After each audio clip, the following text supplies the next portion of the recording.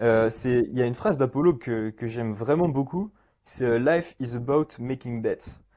Et du coup, toi, tu bosses dans le Web3, moi aussi. Et du coup, je voudrais savoir, toi, ton avis, pourquoi le Web3 en fait? Pourquoi tu as choisi le Web3? Qu'est-ce qui fait que aujourd'hui tu te dis, ok, je vais créer un gros projet solide sur le Web3 et build quoi? Je pense qu'il y a différentes dimensions à la réponse. Si on commence par la vision plus philosophique, mission, moi je trouve que le monde actuel, il a été codé avec les pieds, il a été designé avec les pieds. Il y a rien qui fonctionne, je sais pas, mais je sais pas toi, mais moi j'ai l'impression que la moindre interaction, le moindre truc, ça fonctionne pas. Tu veux faire un virement, ça marche pas. Ok, on bloque ton argent. Mm. Bonjour, d'où vient votre million? Je vous emmerde. Bon, bah, on le bloque encore plus longtemps. Bon, je vous emmerde moins, je vais répondre à votre question. Dès que tu veux faire un truc, ça bug, ça marche pas, ou c'est bourré d'injustice, ou c'est bourré de, finalement, quelque part de discrimination, parce que si t'es pas dans la bonne zone géographique, tu es dans le cul. Tu sais, il y a un peu ce truc-là où, moi, une thèse que j'aime bien, c'est que les talents sont répartis équitablement à travers le monde, les opportunités ne le sont pas.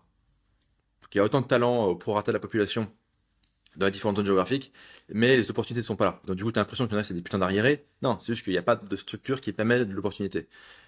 Et le Web3, la crypto, finalement, apporte cette opportunité. Parce que, enfin, moi, c'est un point sur lequel je reviens souvent, mais du coup, on pose de la vision à l'économique, mais l'opportunité a besoin d'un contexte, et ce contexte, c'est souvent la propriété privée.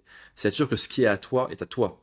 Genre, ton champ, c'est ton champ, ta baraque, c'est ton baraque, tes brevets, c'est tes brevets, tes parts, enfin, tes actions d'une entreprise, c'est tes actions d'une entreprise.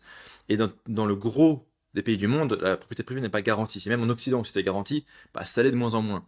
Et quelque part, le Web3, c'est à la fois, ou la crypto, c'est à la fois cet îlot qui va maintenir la propriété privée, donc il y a une forme de préservation de propriété privée pour les gens qui en ont déjà, qui sont en mode bon, bah, c'est en train de foutre le camp.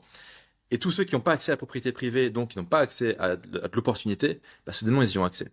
Donc, t'es quand même sur un truc, en fait, quand t'es dans le Web3 et dans la crypto, t'es dans le camp du bien, quoi.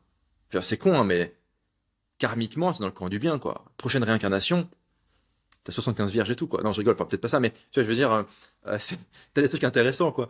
Donc, il y a l'aspect en mode où tu te dis, ok, c'est le camp du bien, c'est utile.